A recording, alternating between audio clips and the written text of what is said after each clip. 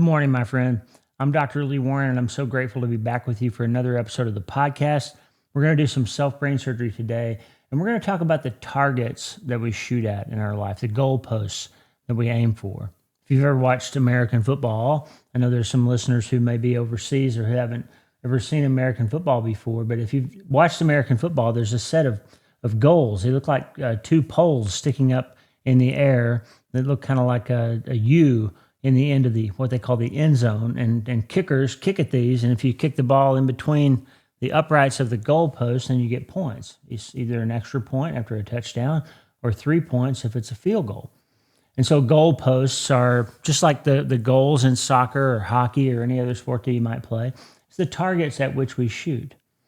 And if you're in shooting sports, or you like archery, or you like to shoot rifles or handguns, then you may be familiar with the target, with the bullseye. If you like to play darts, whatever your metaphor is, whatever your mental image is, when I say target or goals, goalposts, or goals in general, I want you to have that picture firmly in your mind today, because we're going to talk about what can happen if we're not shooting at the right goalposts, if we're not shooting at the right targets, if we're not aiming for the right goals in our life, and what can occur in that setting. And so I just want you to see a few different ways that can lead us astray and cause us some trouble. And we're going to talk about that today, and a little bit of self-brain surgery as to how we can always make sure that we're shooting at the right target in our lives. Because if you don't shooting at the right target, you're never going to be satisfied with what you hit.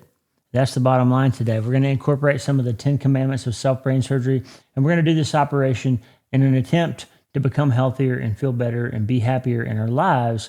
That's the ground we're going to cover today, my friend. Let's get after it. Welcome to the Self-Brain Surgery Podcast, where neuroscience meets faith to bring real, measurable change to your life. I'm Dr. Lee Warren, board-certified neurosurgeon and author. On this show, we explore cutting-edge brain science, mental resilience, and how faith and mindset work together to shape your health and your happiness. If you're ready to take control of your thoughts and rewire your brain for hope, you're in the right place. Real change isn't easy, but it's always worth it. Remember, you can't change your life until you change your mind. So let's get after it.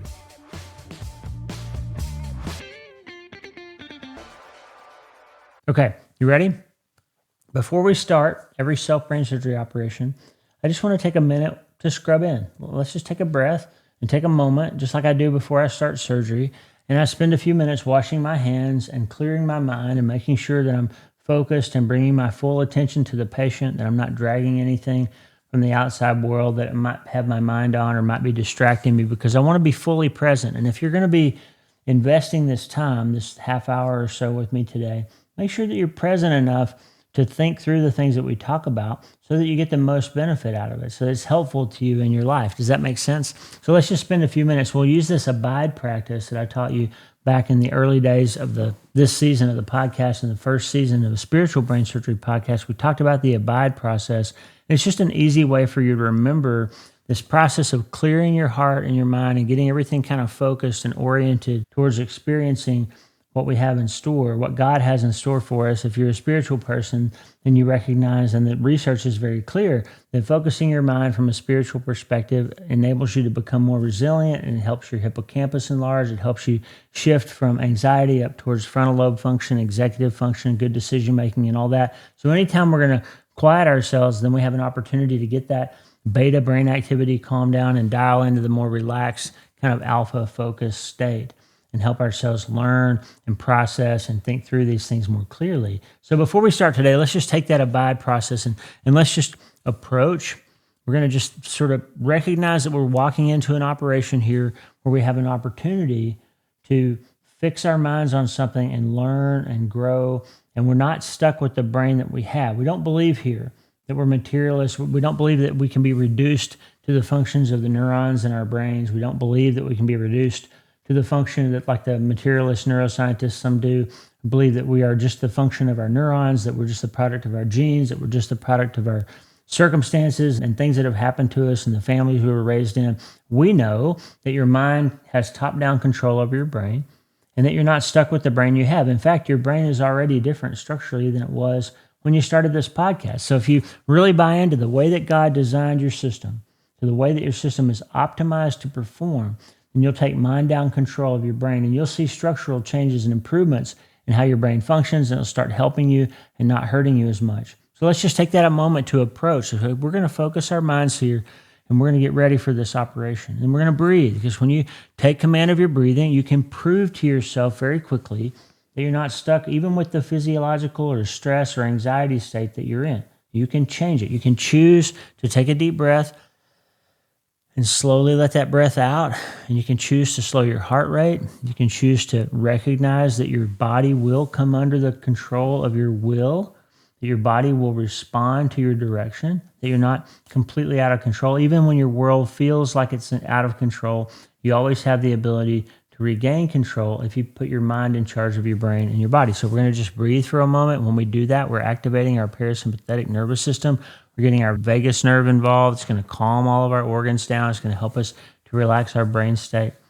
And we're going to do that. We're just going to approach and breathe, and then we're going to invite God into this process. Now, if you're not a believer, it's okay. Just recognize that you have an opportunity here to step out of how you normally spend your time and focus and really pay attention and dive deep into how your mind and your brain work, and how your mind and brain and body interface, and how that even affects other people, future generations, the world around you.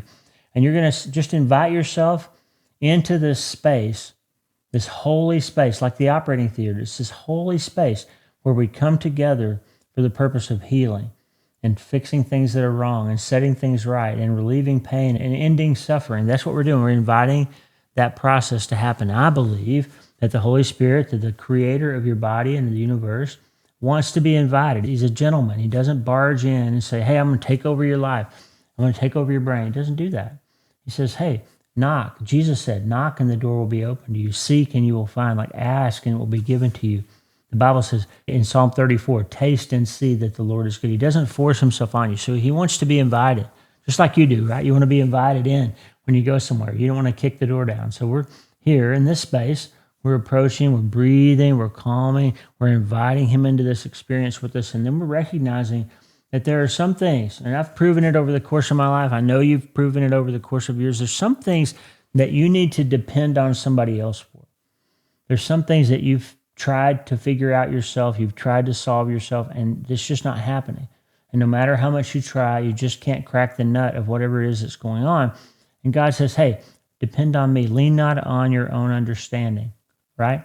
And so the idea then is we're going to say, God, if you've really built this system where I can take mind down control, and I haven't been able to figure out how it works, and I've struggled in the past with this kind of decision making, and I've been frustrated, and I believe that my genes and my neurons told the whole story, and I believe that because I was anxious, or because I was depressed, or because I was abused, or because my dad was an alcoholic, or because X, Y, and Z, that I couldn't change. And then I needed to just find somebody to tell me it was okay, and I needed to medicate myself or numb myself and all that. If you finally realize that you can't do it on your own, that's why, by the way, self-brain surgery is not a self-help program. It's a program of understanding how God designed your system and working with him, the great physician, to operate your system optimally, to do the things that you are able to do to take control of your mind, brain, body, genes, life, experience, everything. Okay? So we're going to depend on him, that he's built this system in a way that will reliably come under our control, that this stuff does work when we apply it. We're going to depend on that. We're going to expect it. And the last one is, like I said, we're going to experience him. We're going to say, okay, you said, God, taste and see that the Lord was good. You said that you're close to the brokenhearted. You said, knock and the door will be open. You said you have a plan for me, a plan to prosper me and not to harm me. So show me. I'm stepping into this process. I'm going to give it a try. Listen, if you're not a believer, if you're a skeptic, a doubter, atheist, agnostic, understand that you can use a scientific approach to finding out the best way to optimize your mind and brain and body, okay? Whether you believe there's anything spiritual about that or not. You don't have to believe that. But reliably, it's proven in good research from the 21st century with the functional imaging. It's proven in tons of psychology and psychiatry studies that you can take command of your brain by changing how you think.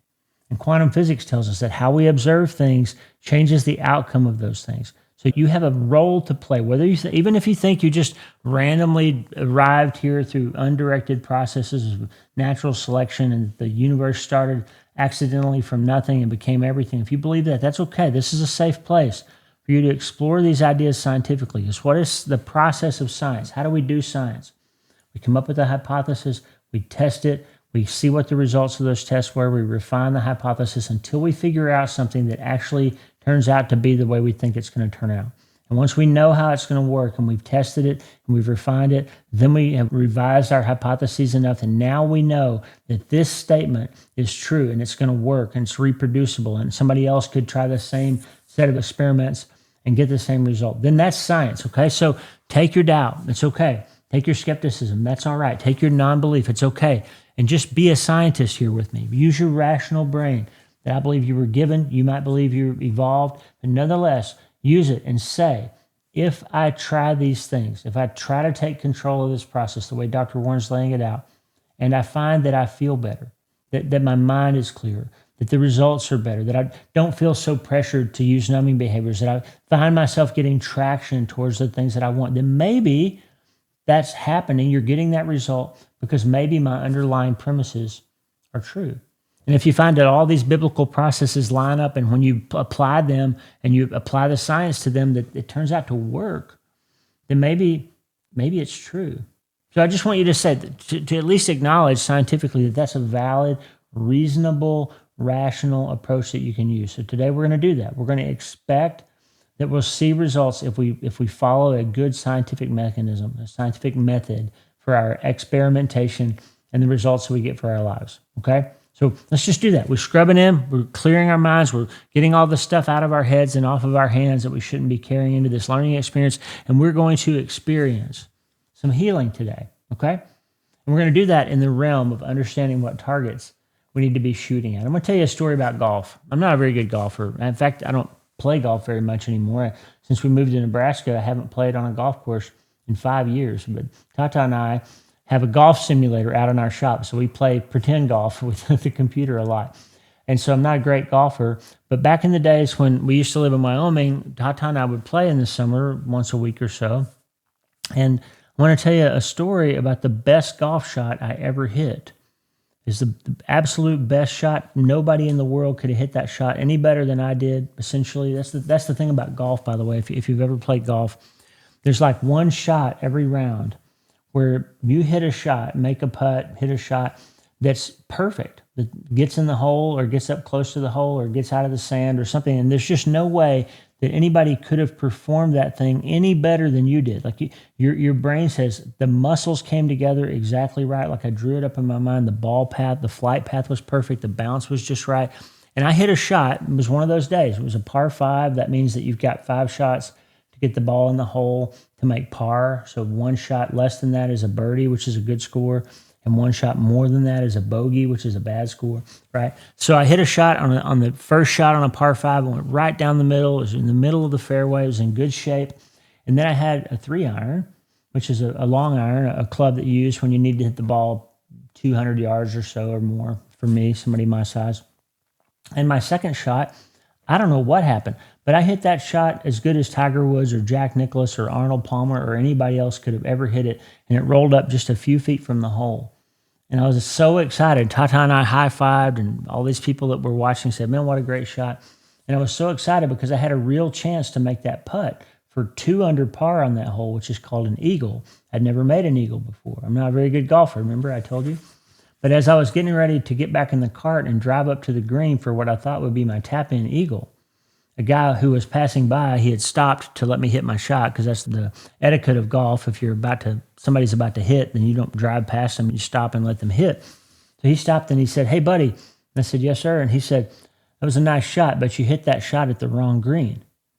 I said, what do you mean? And we were looking down the fairway. There was a green right in front of us. It was seemed like it was the obvious target. And he said, no, look, this fairway takes a dog leg off to the left, and your green's up there about another 100 yards past where you just hit that ball. You hit the wrong green. And I looked at the course map and I realized he was right. Like it was kind of an optical illusion. We were unfamiliar with the course, and I shot that shot at the wrong green. And so the problem is I hit a beautiful shot. I did everything I was supposed to do. And the ball went where I told it to go. I aimed it and executed the shot perfectly, but it didn't count because I aimed it in the wrong direction. I shot at the wrong target. I was aiming at the wrong flagstick, the wrong goalpost, whatever metaphor you want to use, okay? And then in golf, not only do you not get to count that shot, but you pay a penalty for hitting your shot at the wrong target. It's called stroke and distance. So that was my second shot, but instead of getting to hit my second shot again at the right green, I had to go get the ball and bring it back to where I was and put it down on the ground. So that's the stroke. Now, instead of hitting my second shot, I'm penalized a shot. So now I'm playing my third shot, and I've lost all that distance that I gained with the shot. So actually that other green, I could have just hit a little pitching wedge over a short bunch of trees and I could have been right on the green, but you don't get to do that. You have to go back to where you were supposed to be in the first place. So you pay a stroke and distance penalty. So my experience was that I did everything just right. I hit the ball where I intended for it to go. I executed the shot flawlessly. I hit a perfect shot, but it didn't count, and it came with a price. You can see where I'm going with this, right? Sometimes in life, we do everything right, and we pull things off, and we process things correctly, and we interact with other people the right way, and we get what we thought we were shooting for. And it turns out it wasn't the right target. That we don't get the satisfaction of feeling like we won, because when we get there, it turns out we weren't aiming in the right direction. And I just want to tell you, I don't want to overuse this metaphor, but I want to tell you, I think it's a good metaphor. I talked about it in the newsletter yesterday. I think it's a good metaphor because it tells us this one thing, that if you think that there's anything in your life that will bring you true happiness, true pleasure, true joy, if that thing is outside of you and it's not a spiritual goal, if that target that you're shooting at is the thing that you think you have to find joy, peace, happiness, purpose, mission, whatever it is, then you're in danger, my friend. We talked about this a lot in my book, I've Seen the End of You. And again in my book, Hope is the First Dose, about how people, when they encounter hardship, that some of them kind of crash in terms of their quality of life and their hope and happiness and all of that. And the ones that crash the hardest and never find their way back are the ones who thought they knew something, or the ones who thought that certain circumstances had to be true in order for them to be okay. You have to have a particular person in your life. You have to have somebody behave a certain way towards you. You have to achieve a certain set of things in your work. You have to be the winner of a certain set of things. Steve Messler and I talked about the Olympics, and he's coming back on the show soon to talk. He's an Olympic gold medalist in bobsled. And he said a lot of the winners, a lot of the people who train their whole lives to become Olympic champions, and they finally get the gold medal, they become really depressed. And some of them lose their way and end up in substance abuse, alcoholism, even suicide after they've achieved that world-topping success. They get their gold medal. The problem is they built their life on becoming a champion. And once they became a champion, now what? They've defined everything based on that goal, and they've got it. And now they're too old to try again. 4 years later, they won't be able to make the team again. And their whole life has been about being the best in the world at something. And now they're not anymore. Or now they've done it once, they can't do it again. Or they've done it 10 times and they can't do it again. Michael Phelps has won how many gold medals? But after the last one, what then? If your sense of self-worth, if your sense of accomplishment, if your sense of purpose, if your sense of mission, if your sense of value depends on achieving a certain thing or someone else doing a certain thing for you, or you being a certain weight or height or level of attractiveness, or having a certain number of downloads. I'm in a group of writers. I was invited by Carolyn Beidler, who's a wonderful writer in the recovery space. I was invited by her to join this, what they call the Christian Writers Recovery Group. And I'm one of only a couple of people in that group that are not in recovery from something. I just got invited because my work in Hope is the First Dose has resonated with that community. And one of the things we talk about in that meeting a lot is that we're all writers, we're all authors. And something that happens to authors a lot is you spend your whole life hoping to publish a book, and you write a book, and it's good enough that you're able to get an agent, and the agent says, yeah, it's really good, maybe we can get it published, and you pitch it to publishers, and some of them reject you, and you're kind of hurt. It hurts your feelings because you think your book is so wonderful and perfect. And then maybe you find a publisher, and they sign a deal with you to publish it, and then you get it edited by a professional editor.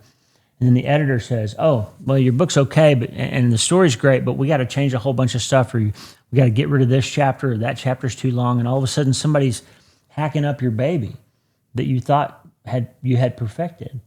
And you thought you had done this great thing to create this work, and now somebody's criticizing it, and you're having to chop it up and change it and edit it to someone else's satisfaction. And it hurts. And the first time or two that you do that, it can be really a difficult process of, well, I really love that chapter. No, I think that chapter is important. I think that 100 words right there is crucial. And they say, no, it's not. It needs to go. You shouldn't have it in there. And then you finally get through that process, and you finally get to the point of publishing your book, and it's out into the world, and you're just certain that because of how hard you worked, or because God gave you this publishing contract, you're certain that everybody in the world is going to stop what they're doing and rush off to buy your book and give you a 5-star review on Amazon, and it's going to be a #1 New York Times bestseller, and it's going to give you fame and fortune, and your mom's going to be proud of you, and all these things are going to happen. And the fact is, something like 85 or 90% of books that get published don't sell very many copies. They never make a New York Times list. They never make any bestseller list. They don't win awards.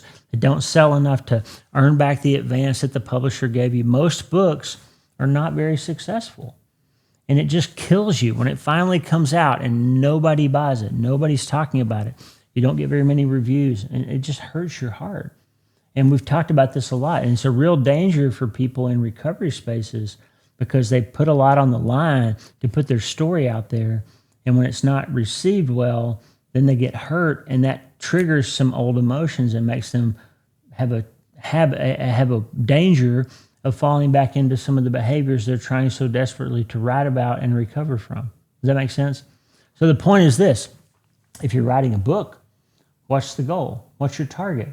Is your target to achieve a certain number of sales, or is your target to put something really valuable out there into the world and let God be in charge of how far distributed it is? My friend Jenny McLaughlin is a writer who's also a physician, and she said to me as way of advice before my last book came out, she said, you take care of the depth, and God will take care of the breadth. Like you write it, you mine it, you make it as good as possible, you dig deep with it, you're honest, you expose your heart in it, you put everything into it, and you do your 100% dead level best, and let God worry about how far it goes. If it's for one reader, if it's for 10 million readers, you did your job. The target you're shooting at is to give the world something valuable, that you know that you've presented your story or your words or your work and whatever genre you're in or whatever type of work that you're doing or whatever level of your life that this applies to, friend. You hear what I'm saying?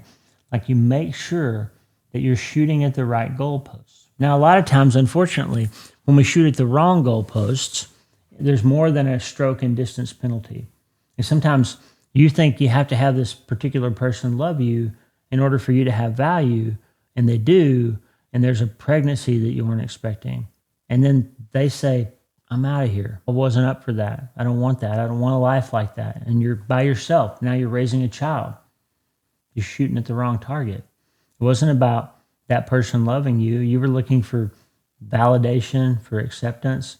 That wasn't the target. You should have been looking to God for those things, or to somebody more reliable, right? I mean, you see what I mean? You got the person, and then something happened, and you don't have them anymore. If your definition of the target you were trying to shoot was having that person in your life, and now you don't, what happens now? As I said before in my book, I've Seen the Interview, I saw that some of the people that had the hardest time in their lives were those that thought one thing was true, and now it's not. They thought their husband was going to live as long as they did, and now that person's died of cancer. They thought their children would bury them someday, and now they're burying a child instead. That losing something you think you know, that you thought your life was oriented in a particular direction, and now it's not, that can be devastating.